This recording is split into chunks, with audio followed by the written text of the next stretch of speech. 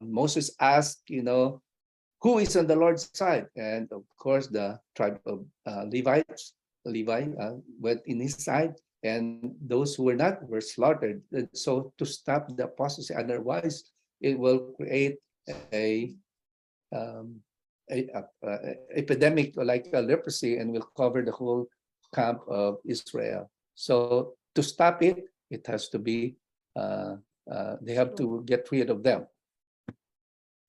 The same thing during the before the flood. Uh, there was a separation between the righteous and the wicked, but not long they got contaminated too. Patriarchs and Prophets, page 81. The crime of murder which Cain had led the way, Lamech the fifth in descent added polygamy and boastfully defiant. He acknowledged God only to draw the avenging of Cain an assurance of his own safety. Okay. And Testimonies to the Church, volume 3, page 265. He would teach his people that disobedience and sin are exceedingly offensive to him and are not to be lightly regarded. He shows us that when the people are found in sin, they should at once take decided measure to put that sin from them, that his front may not rest upon them all. So we need to get rid. Otherwise, if the camp is not cleansed from sin, the whole camp will be contaminated. Okay, this is the land of Nod. This is the picture. That is where Cain fled, from the presence of God when he was when he rejected the offer of God. And CD, page 373, the first curse was pronounced upon the posterity of Adam and upon the earth because of disobedience. The second curse came upon the ground after Cain slew his brother Abel. And the third and most dreadful curse from God came upon the earth at the flood. So there were three curses. Great controversy, page 543. In sparing the life of Cain, the murderer, God gave the world an example of what would be the result of permitting sinner to continue the course of unbridled iniquity. Through the influence of Cain's teaching and example, the multitudes of his descendants were led to sin until the wickedness of man was great in the earth, and every imagination of the thoughts of his heart was only evil continually. The earth was also corrupted before God, and the earth was filled with violence. Genesis chapter 6, verse 5 and 11. Page 81. Upon receiving the curse of God, Cain had withdrawn from his father's household. He had first chosen his occupation as a tiller of the soil, and he now founded a city calling it after the name of his eldest son. So the eldest son, right there, that's where he lived. And he lived in the city. Remember, God wants his followers, his people now to get out of the city because city is just like Sodom and Gomorrah. And those who live in the city are not God's people. And those who are live in the city or God's people live in the city, they need to be called out. Those who also who are in the corrupt religious organization, they need to be called out. Okay. Revelation 12:7-9. And there was war in heaven. Michael and his angels fought against the dragon, and the dragon fought and his angel and prevailed not. Neither was their place found anymore in heaven. And the great dragon was cast out, that old serpent called the devil and Satan, which deceiveth the whole world.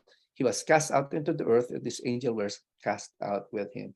So the reason why Satan was cast out from heaven, because if they were allowed to continue there, the whole angelic host will be contaminated. So they were cast out. So there will be a time when all the sins and those who originate sin will be punished. The sin will no more come back in this world. Patriarchs and Prophets, page 42. The discord which its own course had caused in heaven, Satan charged upon the government of God. All evil he declared to be the result of the divine administration. He claimed that it was his own object to improve upon the statutes of Jehovah. Therefore, God permitted him to demonstrate the nature he claims to show the work out of his purpose and changes in the divine law. His own work must condemn him. Satan had claimed from the first that he was not in rebellion. The whole universe must see the deceiver unmasked. So here, the work of the deceiver, we have just learned that if it's allowed, they will get more evil and evil because of uh, what happened in our history. Okay. Crisis in heaven. Great controversy, page 500. The same spirit that prompted rebellion in heaven still inspires rebellion on earth. Satan has continued with men the same policy which he pursued with the angels. His spirit now reigns in the children of disobedience. Like him, they seek to break down the restraints of the law of God and promise men liberty through transgression of its precept. Reproof of sin still arouses the spirit of hatred and resistance. When God's messengers of warning are brought home to the conscience, Satan leads men to justify themselves and to seek the sympathy of others in their course of sin. Instead of correcting their errors, they excite indignation against the reprover as if they were the sole cause of difficulty.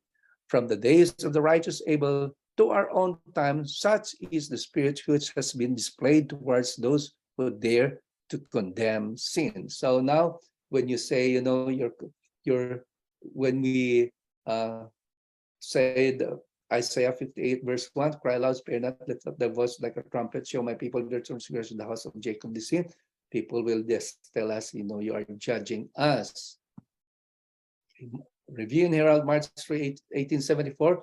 Satan is the parent of unbelief, murmuring, and rebellion. He filled Cain with doubt and with madness against his innocent brother, against God, because his sacrifice was refused and Abel's accepted, and he slew his brother in this insane madness.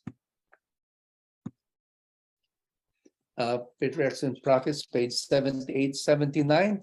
Satan is constantly at work with intense energy. Remember, Satan does not go to sleep, okay? He works 24/7. So do not think that, he gets tired. No, he's not. Energy under 1,000 disguises to represent the character and government of God. With extensive, well-organized plan and marvelous power, he is working to hold the inhabitants of the world under his deception. God, the Infinite One, all-wise, sees the end of the beginning, and in dealing with evil, his plan was far-reaching and comprehensive. It was his purpose not merely to put down the rebellion, but to demonstrate to all the universe the nature of rebellion. God's plan was unfolding, showing both his justice and his mercy, and fully vindicating his wisdom and righteousness in dealings with evil.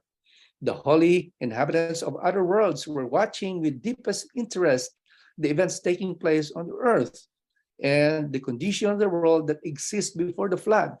They saw illustrated the result of the administration which Satan had endeavored to establish in heaven, and rejecting the authority of Christ and casting aside the law of God. This ends our study. This is just half of it. Since it is a long study, we will